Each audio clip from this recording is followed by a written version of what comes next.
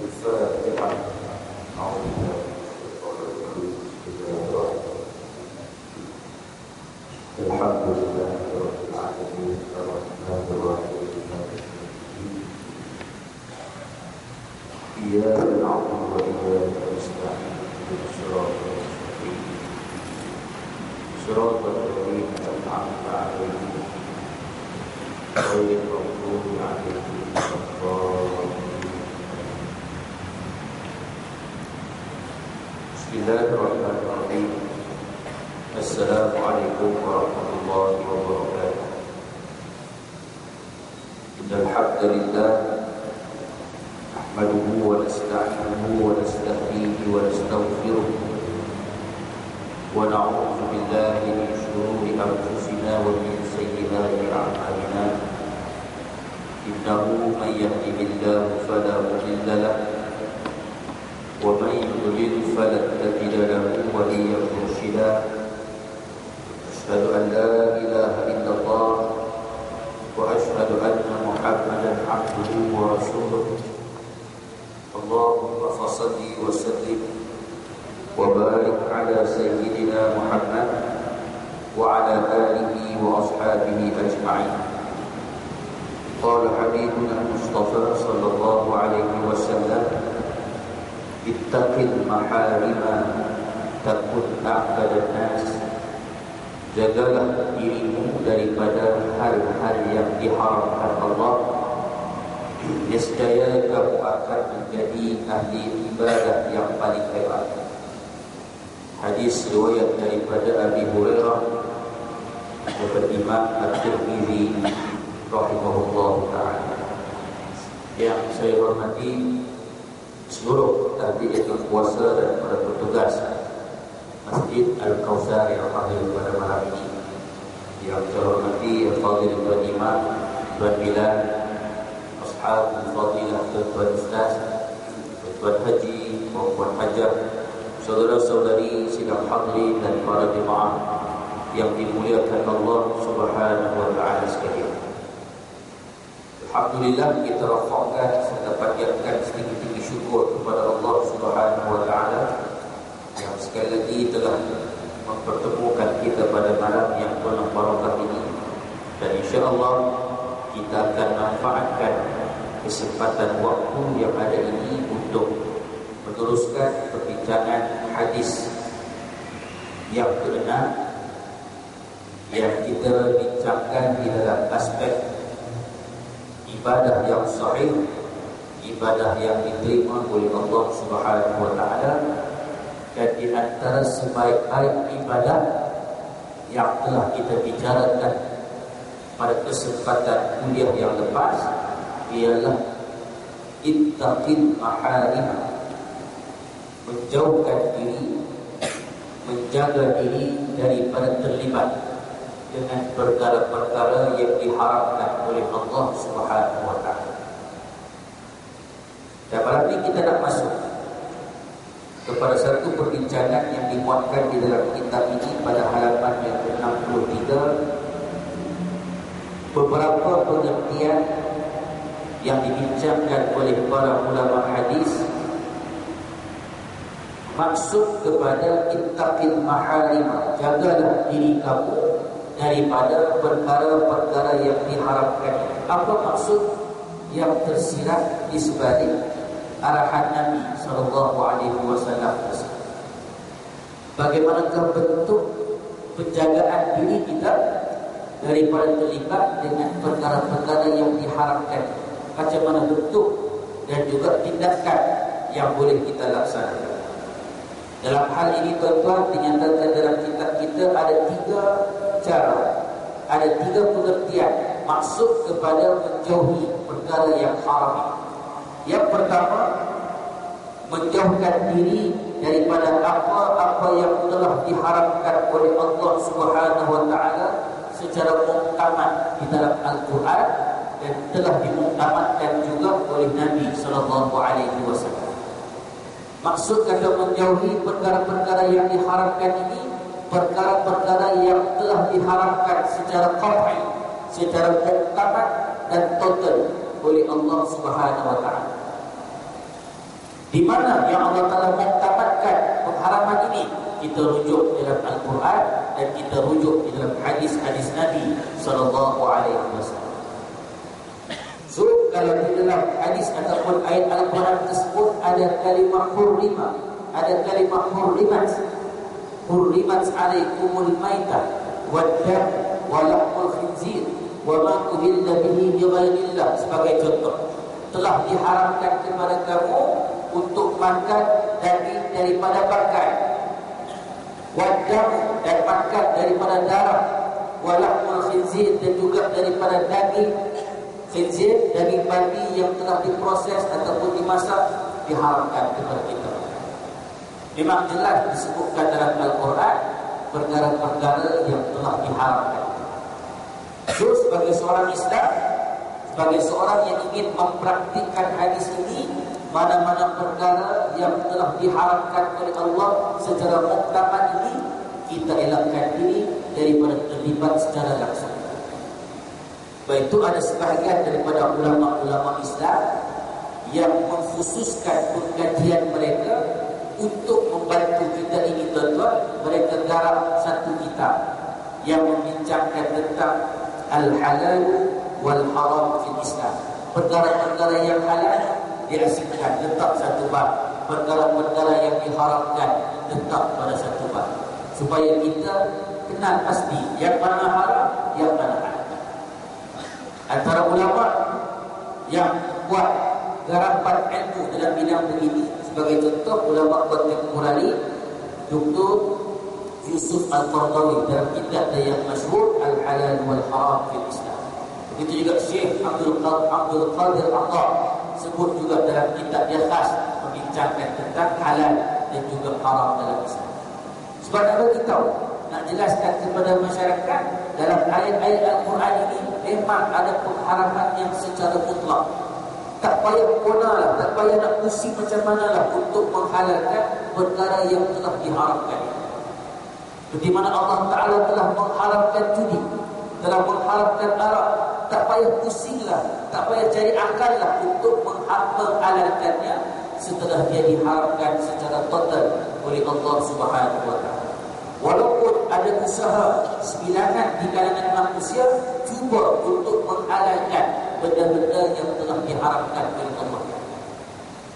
Dalam keadaan terang dan jelas Allah Ta'ala mengharamkan judi, kan? Ada usaha untuk menghalalkan pula judi bola sepak pula, kan? Sebab dia kata orang ini kalau dihalang pun dia akan better, dia akan betting juga. Daripada dia betting bawah kolong, daripada dia betting bawah tenda mana-mana ataupun bawah pokok, bagus kita keluarkan lesen untuk mendapat perolehan daripada judi bola tersebut. Begitupun sekali-sekala bilang bukan terus 4 tahun sekali ada bola sepak Piala Dunia, buka lesen untuk betting bola sepak.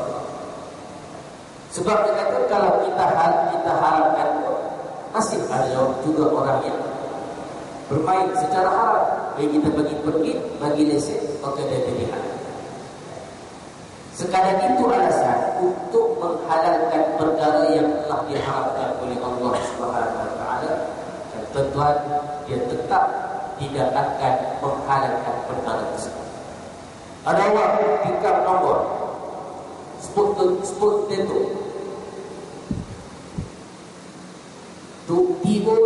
tipu orang tak ada otak. Sport itu dia dapat setiap jumlah 5,000 first prize. So dia berhujah, senang saja Ustaz, mau kasih Islam tadi duit ini bilang dia cashkan money itu, dia dapat duit cash. Hari itu juga dia pergi bank Islam, bank in dalam akad bank Islam. Oleh sebab bila 5,000 aku mesti tahan lama sikit lah, 5 hari, 1 minggu. Lepas 5 hari dalam bank Islam, dia anggap duit itu telah diislamkan. Ada orang fikir dia ingat semua benda, semua duit, harta, aset yang disimpan di bank Islam itu duit dari pihak Islam. Tidak. Apapun Islam tengok daripada sumber mana kau dapat duit tadi, daripada jalan mana kita dapat super tadi. Kalau daripada jalan yang memang terang-terang diharamkan oleh Allah, buatlah macam mana sekalipun, buatlah masuk bin Islam. Bukan setakat bin Islam di Malaysia, pergi Mekah, buat bin Islam di Mekah, tetap tidak mengislamkan duit tadi, tetap tidak menghalalkan dia. Ini asas yang perlu Islam faham. Walaupun kita cuba mereka berbagai hela, berbagai kaedah, kononnya untuk kasih nam, kasih cantik balik yang kita dapat. Tuan-tuan, perkara yang telah diharapkan oleh Allah sama sekali kita tidak boleh ubah, kita tidak boleh tukar. Islam mengharapkan kepada umatnya, kepada golongan lelaki, tidak boleh menikahi wanita-wanita yang ada hubungan kandung dengan dia. Wanita-wanita yang ada hubungan susuan dengan dia, seperti mana yang diharamkan pada nasab, begitu jugalah yang diharamkan pada hubungan susuan. Tak boleh kau. Walaupun kita berkenal sungguh-sungguh dengan adik susu itu, sementara dia kecil dulu tinggal dengan mak kita, mak dia pergi kerja, tinggal bersama-sama dengan ibu kita ketika itu pun sedang menyusukan adik kita. So ada susu di badan, dia pernah susukan anak perempuan tadi ketika kecil sampai kenyang, 5 kali kenyang. Bila dia besar, yang perempuan tadi jadi adik susuan sudah kepada kita. Kita berkenal cinta kasih macam mana pun dengan dia, Islam mengharamkan hubungan. Carilah perempuan lain yang boleh kita tahu. So perkara-perkara yang Tuhan haramkan ini tuan-tuan jelas. Arak sebagai contoh, letaklah apa nama sekali, whisky, brandy, tonic, Carlsberg, buat sampai garden, buat sampai taman untuk minum dia lagi. Sikit ke banyak ke, dia tetap dihukum najis dan diharamkan kepada umat Islam. Itu asas. Lain daripada benda yang Tuhan haramkan itu banyak lagi. Tapi manusia dia tidak faham tentang pantang larang yang Tuhan sediakan. Dia melanggar. Bila langgar pantang larang ini tuan-tuan, akhirnya manusia sendiri yang menempuh kesusahan. Kalau kita tengok dalam contoh kaedah-kaedah makanan ataupun minuman yang Tuhan haramkan, yang Allah Ta'ala haramkan adalah minuman-minuman yang memabukkan. Itu kullu muskirin khamrin wa kullu khamrin haram. Setiap perkara yang memabukkan itu adalah khamar, dan setiap perkara yang masuk dalam kategori khamar dia adalah diharamkan oleh Allah. Itu asas. So tak kira apa-apa brand minuman keras dia termasuk dalam khamar. Lain daripada itu, tuan kasarlah minum. Air kangen nak minum sampai 5 botol minum. Teh naik, jus, segala macam jus, banyak lagi benda-benda halal yang lain yang kita boleh makan. Tapi kita sibuk nak cari benda yang haram. Sedangkan Allah Ta'ala setkan benda-benda yang haram ini, Tuhan nak umpan, nak tengok kita mampu bertahan atau tidak dengan umpanan tersebut. Tuhan nak tengok sejauh mana kita mampu menahan diri kita daripada terlibat dengan perkara-perkara yang diharamkan. Sebab apa saya kata umpan? Sebab di akhirat nanti segala benda yang Tuhan haramkan atas dunia ni, Tuhan halalkan semua.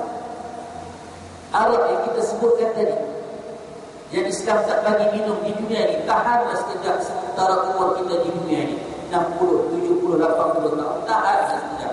Walaupun sedikit, jangan masuk dalam gerobok. Sebab nanti bila dah masuk ke alam akhirat tuan, bukan setakat nak minum dalam cawan, bukan setakat nak minum dalam botol ataupun gelas yang tinggi. Tuhan sediakan sungai, kau setakat minum, menyelam, terjun, kau rentang tu. Jadi tahan saja. Bersabar dengan sengaja Allah Ta'ala nak uji manusia supaya bertahan dengan perkara-perkara yang Tuhan haramkan. Nabi sebut dalam sebuah hadis riwayat Imam Ad-Darqutni, sesungguhnya Allah telah menetapkan sejumlah kewajiban, maka janganlah kamu mensia-siakan kewajiban. Bila kita hidup atas dunia ini, tuan-tuan, ada kewajipan yang Tuhan telah programkan kepada kita. Sembahyang, rukun Islam yang 5 itu program wajib yang telah Tuhan atur untuk kita, jangan disia-siakan. Dan juga Allah Ta'ala telah menetapkan batasan-batasan hukum, maka janganlah kamu melanggar. Dan Allah Ta'ala di samping benda-benda ibadah yang telah diwajibkan ini, Allah Ta'ala telah tetapkan ini halal, ini haram untuk kamu, maka jangan kamu melanggar. Dan dia telah mengharamkan sejumlah perkara, maka janganlah kamu terjatuh di dalam. Dia telah mendiamkan beberapa perkara sebagai rahmat untukmu, bukan kerana Allah Ta'ala itu lupa, tetapi janganlah kamu mempersoalkan. Ada perkara yang Tuhan, yang Allah Ta'ala sengaja tak cerita dalam Quran, sengaja Allah Ta'ala tidak cerita dalam, tidak arah Nabi SAW tersebut dalam hadis. Bukan sebab Allah Ta'ala lupa tentang benda ini, tapi sebagai satu bentuk rahmat, sebagai satu bentuk keringanan kepada kita umat Islam ini untuk beramal dengan. Tapi kalau benda yang Tuhan sebut kata haram, janganlah buat. Tapi kalau benda yang Tuhan sebut kata halal, yang wajib, laksanakanlah dengan sebaik yang wajib. Nabi sebut lagi dalam sebuah hadis riwayat Imam Bukhari dan juga Imam Muslim, apa yang aku larang untuk kalian, wa ma nahaitukum anhu fattahu, maka tinggalkanlah, dan apa yang aku perintahkan kepada kamu, laksanakanlah sesuai dengan kemampuan kamu. Ini Nabi sebut dalam hadis riwayat Imam Bukhari dan juga Imam Muslim. Yang Nabi suruh kita tinggal, usahalah supaya sedaya mungkin untuk tinggalkan perkara. Nabi larang kepada kita, tuan-tuan, golongan lelaki, jangan pakai seluar pendek, haram mendedahkan paha kita, haram mendedahkan aurat kita di khalayak ramai, walaupun di hadapan anak sendiri. Walaupun atas alasan kita nak cuci kereta, kita nak pakai water pump itu untuk spray tanah ke apa di bawah itu, alasan apapun, tuan, haram tetap diharamkan oleh Allah. Malu anak-anak tengok bulu paha di kaki. Usahalah, tak boleh nak itu cari seluar yang lebih sikit pada lutut kita. Berikan mula untuk kita beralih dari dulu ni pakai seluar pendek terus, paha di luar, kita cuba untuk tinggalkan larangan Allah Ta'ala tersebut. Kita buat satu perubahan, labuhkan sikit seluar itu, jadilah seluar jogging itu, seluar bermuda, apa-apa pakai labuh sikit. Lama-lama tuan-tuan, kita sudah boleh untuk melakukan tugas tersebut dengan seluar panjang sebagai contoh. Yang penting dengan usaha untuk melakukan apa yang telah dinyatakan oleh Nabi dan juga oleh Allah Subhanahu Wa Taala sesuai dengan kemampuan yang kita. Itu yang pertama. Yang kedua, maksud kepada ittaqil maharim. Jagalah dirimu daripada hal-hal yang diharamkan oleh Allah. Yang kedua, kita menjauhkan diri daripada perkara-perkara yang syubhat. Yang tadi memang jelas kata haram, jelas kata haram, kita tinggal terus. Allah Ta'ala haram kepada kita untuk makan daging babi, lemak babi, buat putih, apa-apa semua yang berkaitan dengan binatang itu haram. Sekarang Ustaz, macam mana pula dengan ubat yang saya dimaklumkan oleh doktor, ubat ini ada anxiety. Saya ni sakit, tapi doktor kata yang ubat yang ada di tempat dia ni, di hospital ni, ini saja yang ada alternatif kepada penawar penyakit tersebut. Ketika itu tuan-tuan, ini yang kata syubhat. Okey, yang kata syubhat ini al-halal bayyinun, sesungguhnya perkara-perkara yang halal jelas. Ya Allah Ta'ala halalkan kepada kita terang, jelas, tahu memang. Wa ahallallahu kepada kita semua bentuk transaksi bisnes yang dibenarkan secara bisneslah apapun, selagi mana benda yang kita niagakan itu benda yang halal, selagi mana urus niaga yang kita libatkan itu urus niaga yang dibenarkan secara, selagi mana kadar keuntungan yang kita perolehi itu dipersetujui oleh orang yang orang pembeli sama kita, dia setuju dengan harga yang kita letak walaupun untung yang berlipat kali ganda, selagi dia mematuhi perkara tersebut halal. Yang Tuhan haram ini wa halallahu al-bai'a wa harrama riba, itu Tuhan sebut. Yang diharamkan adalah transaksi riba. Bisnes halal, Tuhan sebut. Yang haram riba. Al-halalu bayyinun, perkara yang halal itu jelas. Tuhan sebut kalimah halal dalam Quran. Tuhan sebut, Nabi sebut kalimah halal dalam hadis-hadis baginda. Wa haram, al-halalu bayyinun wal haramu bayyinun, dan perkara-perkara yang diharamkan oleh Allah pun jelas memang dalam Quran. Jadi tadi contoh disebut. Wa bainahuma umurul mustabihat, dan di antara keduanya ini ada perkara-perkara yang syubhat, la ya'lamuhunna katsirun minan nas, yang kebanyakan manusia tidak mengetahui hukum. Kalau cerita yang halal orang tahu, buat kerja yang haram orang tahu.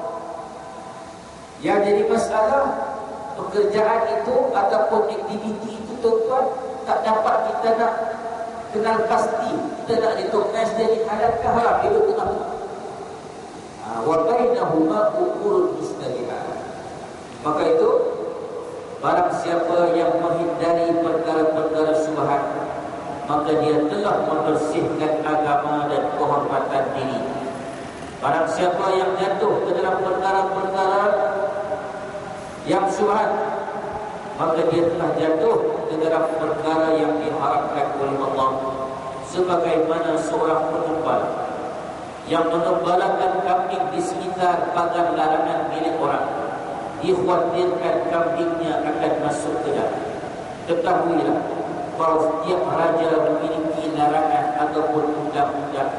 Ketahuilah bahawa larangan Allah adalah apa yang telah diharamkan oleh Allah. Baik, tentunya dimuliakan Allah Subhanahu wa taala. Saya nak gambarkan contoh perkara syubhat yang berlaku di sekitar kita. Okey? Anak kita tuan dia kerja, cari rezeki, ataupun kita kerja sebagai cashier di salah sebuah mat ataupun supermarket dan sebagainya. Dia bertugas sebagai orang yang ambil duit, terima duit di mesin cashier. Itu kerja yang halal. Di kedai yang sama tuan juga menjual produk-produk Arab. Contoh 7-Eleven, yang kedai larut malam buka 24 jam. Eleven ini ada beberapa tempat di Tawar, 7-Eleven. Bahkan di setengah-setengah 7-Eleven itu yang jual Arab tu, foto-foto Arab di belakang cashier. Anak kita orang Islam, dia terlibat sebagai cashier di meja itu. Tiba-tiba datang satu orang Islam yang beli Arab tadi di mana. Dia ambil 2-3 botol, kalau kita dapati, dia pun letak atas meja tu. Anak kita pun tekan, okey, 100 ringgit.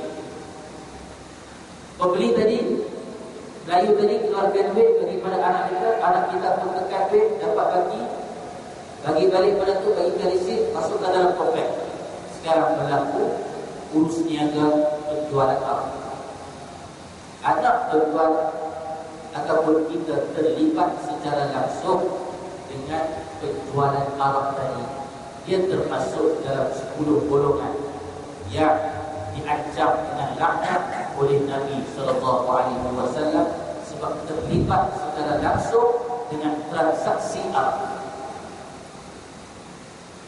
Tapi Ustaz, yang beli itu satu kali saja. masa anakku jaga tu Ustaz, semalam tu saja, lepas pada malam lagi, otak tidak. Apa? Orang sekali saja daripada tempoh 30 hari itu sekali saja. Anak tadi ni menjalankan kurusnya tadi. Waktu shift yang berikutnya, orang beli Maggi, orang beli coklat, orang beli gula-gula, orang beli surat kabar, rokok dan sebagainya. Jadi yang terlibat dengan Arab Ustaz sekali saja. So macam mana income anak saya? Ini kata subhan. Ini kata subhan. Sebab rezeki tadi tuan-tuan telah bercampur.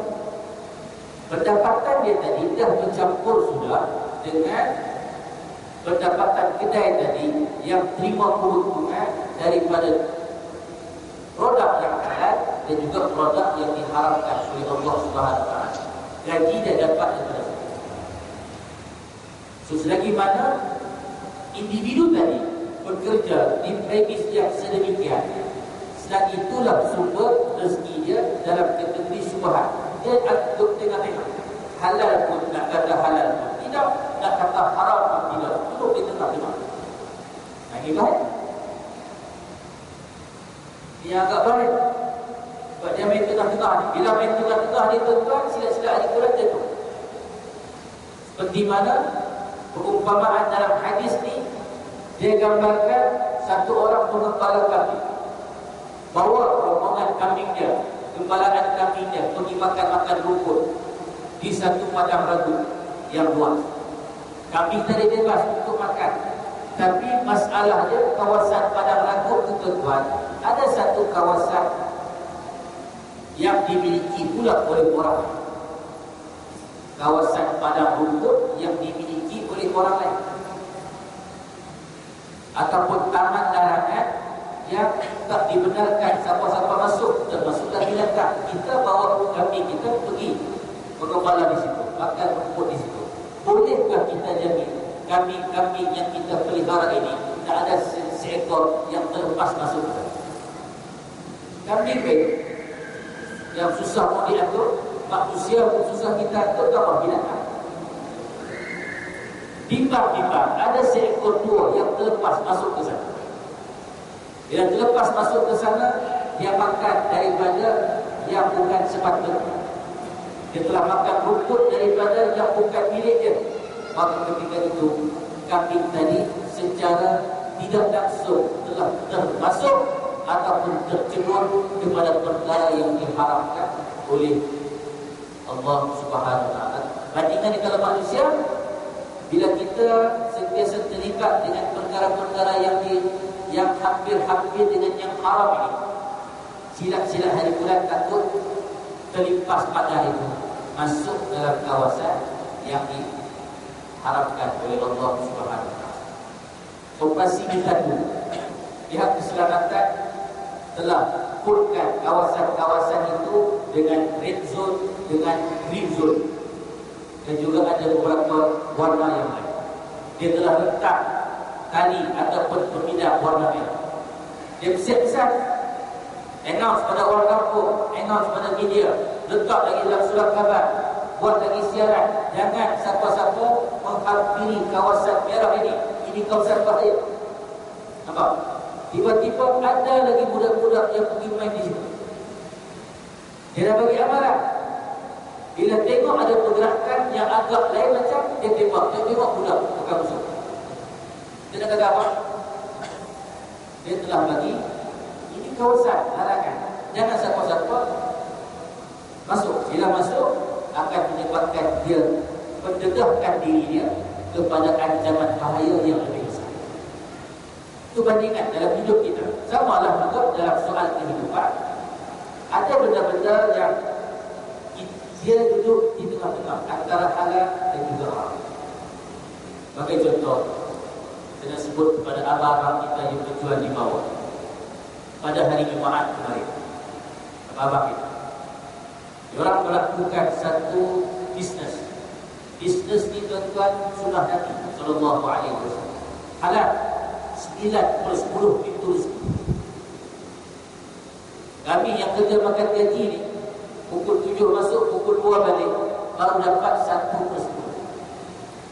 Tapi tuan-tuan yang involved dalam bidang bisnes ni, dia ada bisnes apa pun tuan-tuan buat 9/10 pintu rezeki. Bagus, cantik. Tapi yang subhat dia bilang, sewaktu azan Jumaat dilakukan, masih lagi ada transaksi jual beli. Aku beli dagingmu, aku ambil duit. Aku jual daging, aku ambil duit. Yang ni nasi lemak, yang tu nasi kuning, yang tu jual CD, yang ni minyak atar, yang tu tasbih, yang ni tak ada rupiah aku nak bawa, beli rupiah. Waktu azan Jumaat telah dilakukan. Al-Quran sebut apa? Iza nudiya lis-salati min yaumil jum'ah fas'au ila zikrillah wa zarul bai'.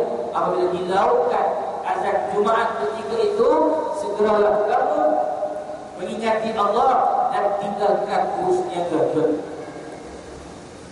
Tapi maaf masa sebut bukan cerita, kita perhatikan makin ramai orang yang membeli pada masa itu, sehingga menyebabkan yang abang-abang belanja berjual ni pun rasa tak sampai hati nak tutup kedai. Ni customer tengah ramai. Bila customer tengah ramai menyebabkan kutubah nanti lah, ataupun dekat dah ibadah Allah baru kita. Nah itu sama jugalah. Ini contoh yang kecil di luar sana, di dalam lingkungan kita kan. Yang masalahnya pun yang pembeli pun satu hal, bukan dia tak tahu azan tu, dia juga yang menyebabkan penjual itu terpaksa penjual itu dia. Cuba kalau masing-masing faham, walaupun toke buka kedai dia, tapi kalau tak ada siapa yang membeli pada masa itu kan? Tapi yang membeli pun satu hal, yang buka warung dia pun satu hal. Jadi ulama bahas rezeki yang dia dapat ketika itu apa macam? Rezeki yang diperoleh ketika itu. Restoran-restoran yang menjarat, yang buka kedai makan dia di saat khutbah Jumaat sedang berlangsung, yang singgah makan di restoran dia, driver lori, trailer singgah makan, boleh kata pendapatan dia dijana daripada sumber ketika jualan itu. So macam mana dia kata rezeki dia? Ini yang kata syubhat. Dan kita tak kata itu haram, tapi dia baik, berada di tengah-tengah, halal pun haram pun. So lebih baik tidak. Jadi kata maksud meninggalkan perkara diharamkan. Belum azan lagi, kita maafkan, saya pernah ingat waktu Jumaat ini, insya-Allah lepas khutbah akan datang balik sebagian harga diskaun. Tak apa. Bila benda ini berlaku, dia akan menyebabkan ketika itu kesungguhan kita nak buat atau tidak perkara yang telah diajar oleh agama. Sebab itu lebih selamat kedai-kedai, premis perniagaan menghentikan operasi dia, tutup kedai dia sejam sebelum ataupun setengah jam sebelum Jumaat, dan juga artinya tutup dalam tempoh 1 jam itu, memberi ruang kepada semua orang termasuklah pemilik kedai itu untuk tunaikan kewajipan Jumaat, lepas itu sambung lagi. Sebab Al-Quran kata فَإِذَا قُضِيَتِ الصَّلَاةُ فَانْتَشِرُوا فِي الْأَرْضِ. Bila dah selesai sembahyang ni, pergilah kau berjual di dalam. Itu kita nak gambarkan tentang kedudukan subhat. Itu saya sebut contoh bisnes yang kecil-kecil di bawah. Gambar-gambar bisnes yang besar. Kan bisnes-bisnes yang besar pun sama lah kaedah. Kalau yang kecil pun kita bicarakan, apatah lagi bisnes yang besar. Lagilah yang kita perhatikan semua ini, sebab margin keuntungan dia, profit dia lagi hebat daripada yang biasa-biasa. Itu. Kemudian yang ketiga, termasuk dalam perkara yang diharamkan dalam agama, menjauhkan diri daripada hal-hal yang dikhawatirkan akan menyeret kepada perkara yang haram. Nabi bersabda, seorang hamba tidak akan mencapai darjat orang yang bertakwa sehingga dia meninggalkan hal-hal yang diperbolehkan demi menghindari hal-hal yang tidak diperbolehkan. Jadi tahap yang paling tinggi dalam persoalan meninggalkan perkara yang diharamkan dalam hal asalnya perkara itu dibenarkan pun dia cuba buat sedikit mungkin. Walaupun asalnya benar itu diharuskan, perkara tadi dibenarkan, tapi kita berusaha untuk jaga diri kita dengan melakukan perkara tersebut dengan secara berhati-hati, tidak sewenang-wenang. Al-Hasan berkata, ketakwaan akan terus-menerus mempengaruhi orang-orang yang bertakwa sehingga mereka meninggalkan banyak hal yang haram kerana takut kepada sesuatu. Mereka banyak meninggalkan hal yang halal kerana takut kepada sesuatu yang haram. Tuan-tuan, kita diharuskan untuk bercakap. Okey, kita diharuskan untuk bercakap. Ini perkara yang mubah, perkara yang dihalalkan kepada kita bercakap.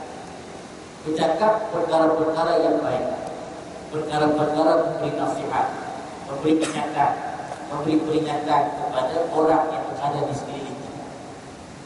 Kalau boleh, biarlah percakapan yang keluar daripada mulut kita itu, satu, memberi ilmu kepada orang, yang kedua, mendekatkan mereka kepada Allah Subhanahu wa taala. So itu bercakap banyak pun dengan syarat benda yang kita perkatakan itu satu menambah ilmu, yang kedua mendekatkan mereka kepada Allah Subhanahu wa taala. Tapi dalam lingkungan boleh bercakap itu pun ada sebahagian daripada ulama-ulama yang pernah dilahirkan oleh Allah yang kasih ini. Mereka mengambil pendekatan yang ketiga. Bahkan mereka boleh bercakap, mereka bisa untuk memperkatakan sesuatu dengan begitu baik sekali, tapi mereka memilih untuk diam saja. Dia ulama, dia wali Allah yang dekat dengan Allah. Kalau bercakap memang ilmu, kalau bercakap memang mengingatkan kita pada Tuhan. Tengok dia pun dah ingat Allah, Tuhan tak. Belum lagi dia bercakap, tapi dia memilih untuk tidak bercakap, memilih untuk mendiamkan diri. Falyaqul khairan aw liyasmut, sebagai contoh. Sesiapa yang nak, siapa yang beriman kepada Allah dan juga hari akhirat, falyaqul khairan, bercakaplah benda-benda yang baik. Kalau tak mau cakap juga, lebih baik kita berdiam. Sebab apa? Bimbang-bimbang takut bila banyak bercakap ni tuan-tuan, banyak salah yang kita buat. Takut-takut banyak fitnah yang tertimbul dengan sebab banyak yang kita bercakap. Bila banyak salah, banyaklah balik dosa yang kita buat. Akhirnya, bila banyak dosa, melingkupkan kita. Sebab itu ulama ambil pendekatan, walaupun bercakap itu dibolehkan, diharuskan kepada mereka untuk bercakap, mereka lebih kepada mendiamkan diri. Wali-wali Allah mengambil keputusan untuk suluk, untuk mengasingkan diri mereka daripada khalayak ramai. Diam-diam saja mereka duduk di tempat khulwah atau di tempat ibadah mereka, berzikir mengingat Allah. Walhal mereka ini kalau bercakap tuan-tuan, ilmu itu keluar, bagaikan emas yang keluar daripada sumbernya. Sama juga, kita dihalalkan untuk makanlah apa, kan? Tapi lebih baik berhati-hati ataupun memilih sumber dalam makanan yang dihalalkan itu pun kita pilih lagi yang terbaik, yang halalan dan juga thayyiban, untuk masuk sebagai rezeki kepada kita dan juga anak-anak. Nah, ini peringkat yang ketiga yang disebutkan oleh para ulama, maksud kepada meninggalkan perkara-perkara yang dikhawatirkan boleh menyeret kepada hal-hal yang haram. Tuan-tuan, sekarang ni kalau kita tengok di Facebook, kadang-kadang begitu banyak ancaman yang boleh menyeret kita kepada perkara yang diharamkan oleh Allah. Perkara yang boleh yang menyebabkan kita tercampur masuk, terhubung masuk dalam lembah yang diharapkan oleh Allah Subhanahu wa taala. Sebab itu jangan terus like, jangan terus share. Selidiki dulu maklumat-maklumat yang kita dapat. Jangan terus percaya, jangan terus terima, lepas tu kita kongsikan pula pada orang. Gara-gara kita kongsi walhal asalnya melayani Facebook itu dibenarkan. Melayani Facebook itu dihalalkan dengan syarat kita memperkatakan perkara yang baik, dengan syarat kita berkongsi hal-hal yang menambah ilmu dan juga mendekatkan manusia orang lain kepada Islam, kepada agama Allah.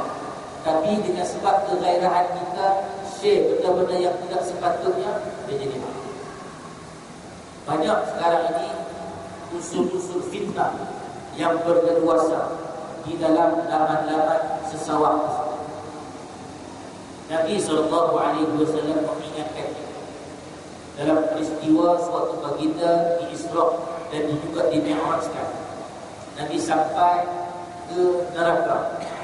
Salah satu perkara yang diperlihatkan kepada Nabi SAW di neraka adalah satu balasan untuk satu golongan yang Nabi kata thumma ata ala qaumin tuqradu al-sinatuhum wa shifaa'uhum bimaqaridha min hadid. Kemudian aku didatangkan melihat satu kelompok manusia yang mereka ini dipotong lidah dan juga mulut-mulut mereka dengan gunting-gunting daripada besi.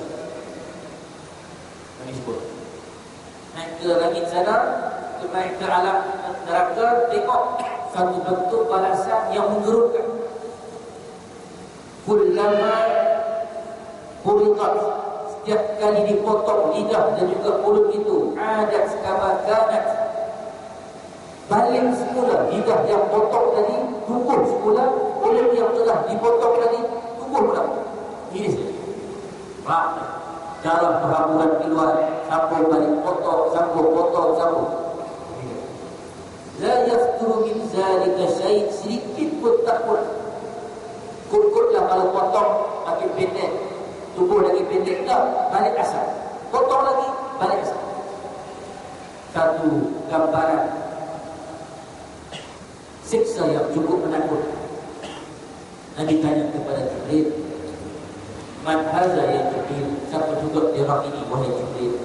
Jibril kata haula'i fuqara'il fitnah, mereka inilah wahai Muhammad, mereka inilah tukang-tukang pemidato, tukang-tukang penyampai yang menyampaikan fitnah di atas muka bumi.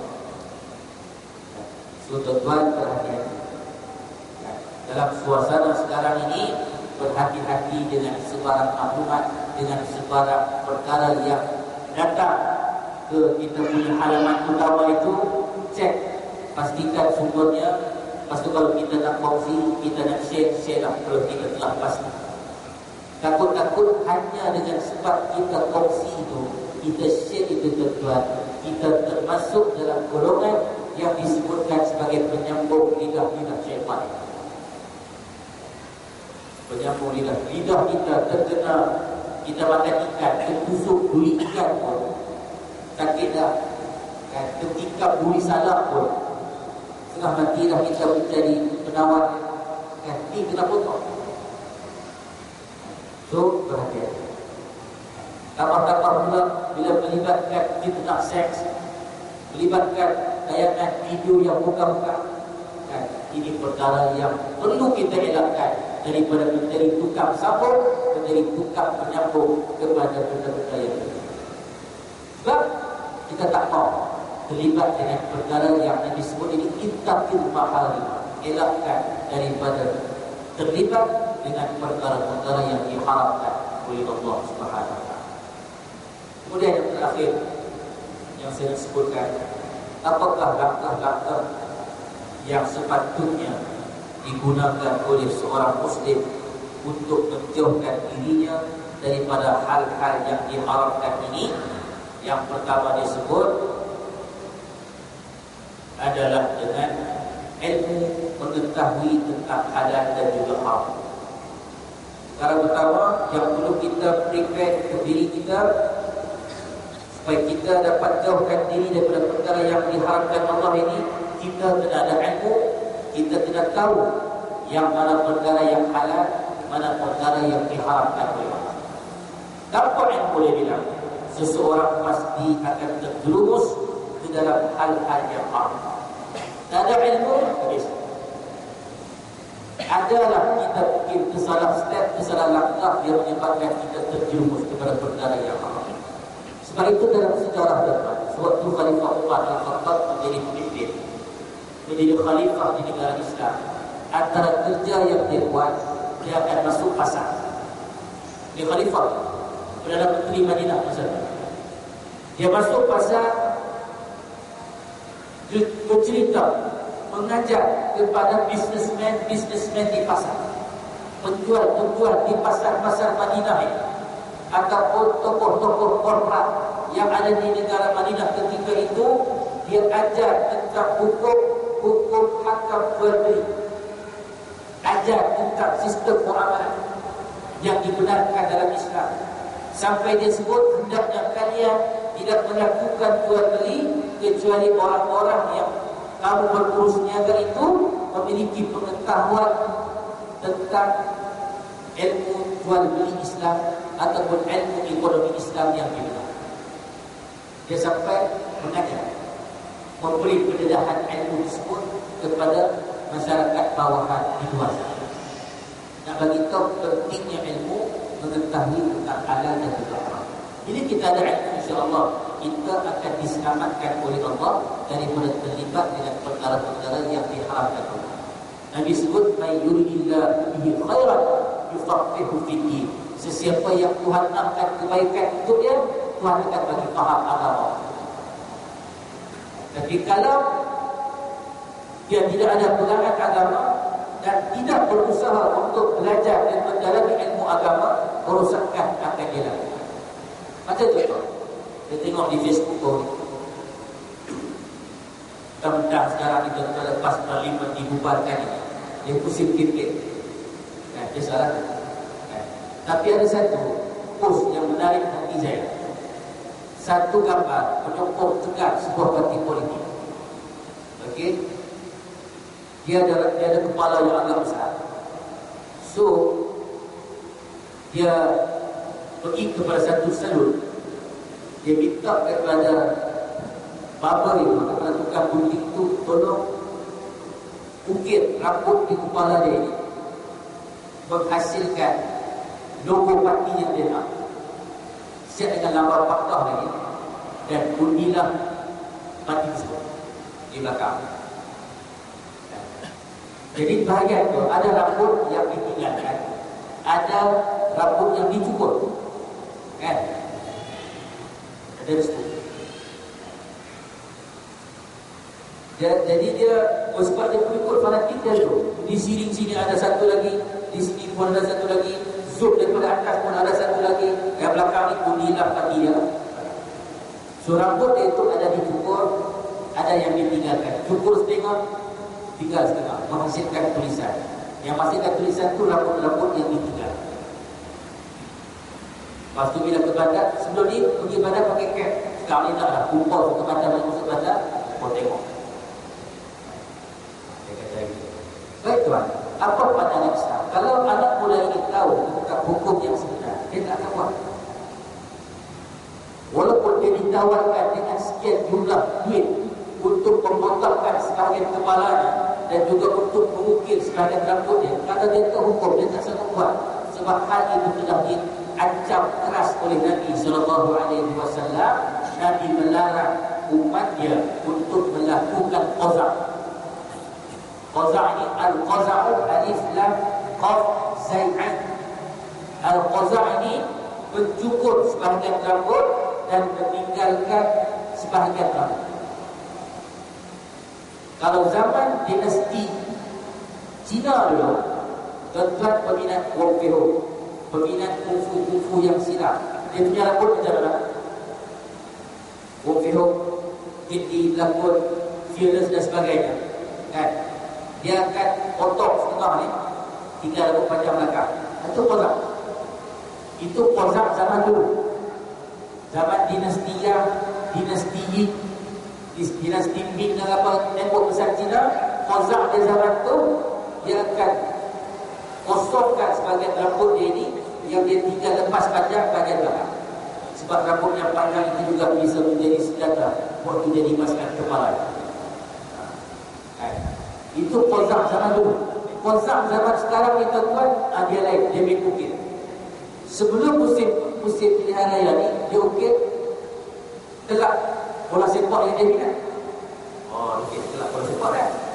Ataupun yang minat batik-batik ni, dia akan buat corak batik. Itu semua Qazaq. Nak ikut fashion kawan-kawan, berhati-hati. Kita takut bila tak ada ilmu, kita akan buat perkara yang diharapkan. Sedangkan kita sebut jelas dalam hadis dia, Allah melaknat orang yang melakukan Qazaq ataupun cukur sebahagian rambutnya dan biarkan sebahagian rambutnya. So kalau anak muda tadi, dia tahu tentang benar, dia ditawarkan sekian harga pun, dia tak akan buat. Sebab dia tahu dosa ini.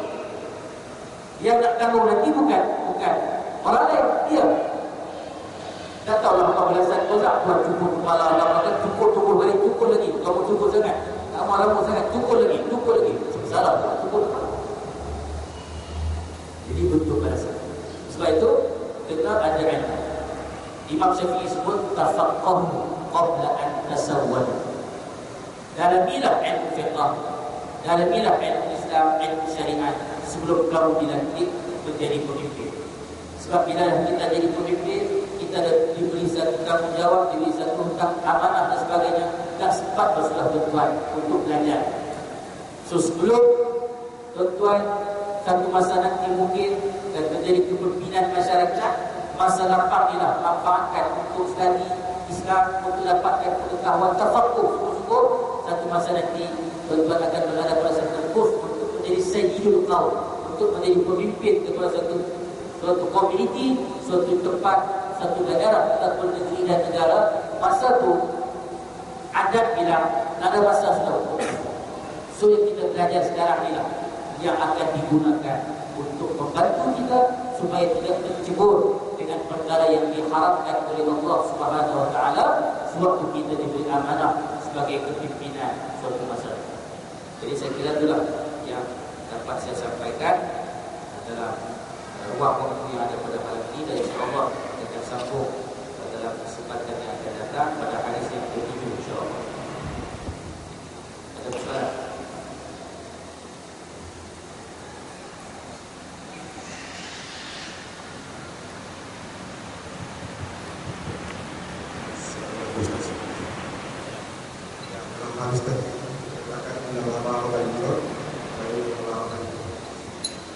Ada perkara-perkara orang yang tidak perlu pastikan. Saya bagi satu contoh.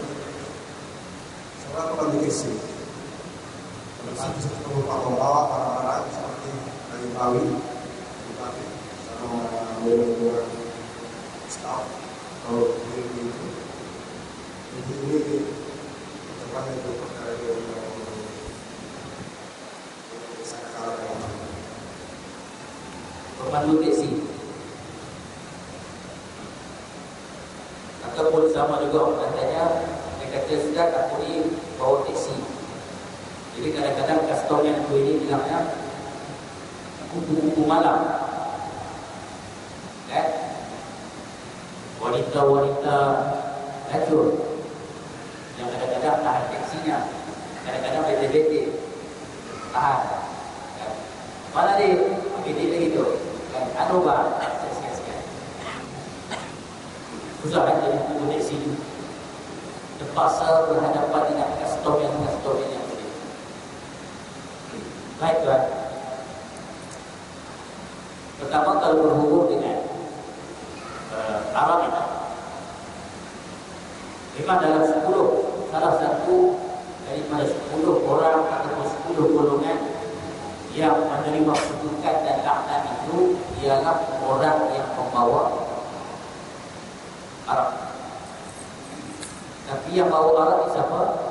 Yang jadi driver, yang jadi pemandu kepada lori, dan juga tren minuman keras.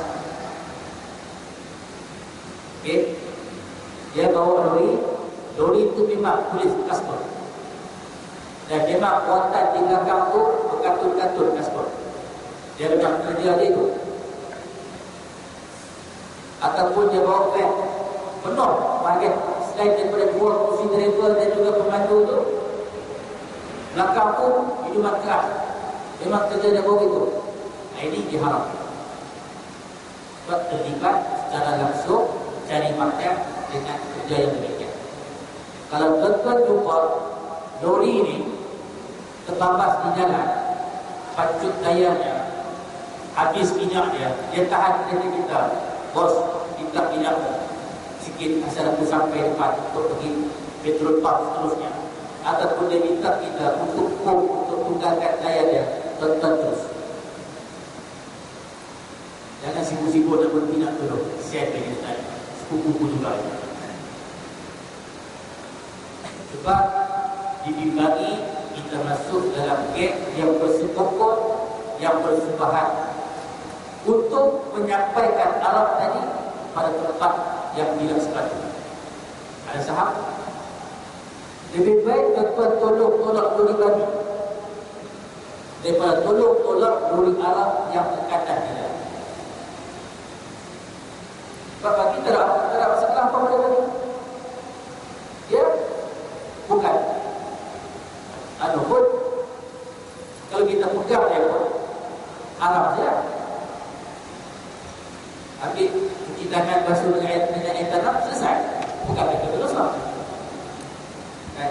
Lepas terlampau juga kalau bergambar sudah bagi, sudah hidup bagi bergambar. Sebut kita terlampau lah. Kan? Tapi nak bagi kita, dengan bagi kita tak ada masalah apa Islam. Kan? Cuma dia dianggap hadis Umar Lazar. Dan kalau kita pegang, dia tak ada harap apa. Kan? Tapi kalau Arab ini dia pertimbangan dia. Jadi kalau abang-abang taksi yang dia bawa satu orang tahan untuk naik taksi dia, dan ternyata yang disempat masuk dalam bonet kereta kita adalah sebahagian daripada muatan itu adalah Arab. Maka itu tuan-tuan, kita doakan dan harapkan kepada Allah SWT kita tidak termasuk dalam golongan yang dilaknat tadi. Sebab kita tak sangka pun pelanggan itu kebetulan yang tahan kita itu dia bawa orang ini. Dan lagi pun kita ambil upah itu hanya menghantarkan dia untuk sampai ke rumah. Rate tambah yang kita dapat itu kita ambil daripada jarak sini dengan rumah dia. Kita ambil jarak. Soal dia bawa apa itu semua dia punya hak. Pemandu taksi tidak terpaling dosa yang dilakukan oleh penumpang. Sebab dia memang kerja dia buat taksi. Semua penumpang terpaksalah dia meraihkan. Kalau dia tulis buat satu stiker pula di pintu taksi dia, tak boleh pelacur, tak boleh aktiviti, tak boleh pembawa Arab. Kalau boleh buat, habis spring. Bukan, tambah lagi satu. Apa? Ayam sabung pun tak boleh. Itu memang otak. Memang power awak. Sebab dia yakin dengan rezeki Allah SWT. Dan sebab itu malangkali mungkin banyak lagi customer lain yang lebih soleh, yang lebih solehat tumpah dia punya taksi. Sebab tak boleh ini taksi memang berkat. Sebab selamat tak pernah bawa benda-benda yang mungkin orang tengok itu. Setengah pihak pun kata ini memang ikut dan kalau taksi ini ada sabar mau naik. Dan kat pasaran di Tawar ni yang naik taksi ni KLP. Contoh. Jadi bagi saya, pandangan pribadi saya, pemandu taksi tidak terlibat dengan dosa yang dilakukan oleh penumpang yang naik taksi. Jadi kalau dia pemandu taksi, dia siap deal pula dengan penumpang yang dapat macam banyak motor bos, kasih aku satu, aku kasih tambah murah sikit. Ataupun yang naik dia tu beti-beti, mesti berpegang-pegang sikit mana-mana. aku kasih gambar diskon 50%. Tidak ada. Tidak. Kalau dalam perjalanan di situ dia sempat tasbih lagi, sempat nasihat lagi yang bawa itu lagi. Tengoknya itu macam waria. Kita pokok begini, dilaknat Tuhan dia, nasihat. Dan sekali menantu orang dapat hadiah, dapat hidayah sebab nasihat tuan. Itu lagi. Pekerjaan tuan tidak menghalang tuan untuk mendapat pahala di sana. Allah. Okay. Jadi itu datang kepada Allah SWT. Yang buruknya pada kelemahan yang kita ganti seperti ini, hadirkan kepada Allah SWT. Bismillahirrahmanirrahim. Allahumma shalli ala sayyidina Muhammad wa ala alihi wa sahbihi. Allahumma syukura wa ta'ala syukura wa ta'ala ahli sabira wa fi ahli sabira. Sallallahu alaihi wasallam wa ala alihi wa sahbihi wa sallam. Walhamdulillah. Assalamualaikum warahmatullahi wabarakatuh.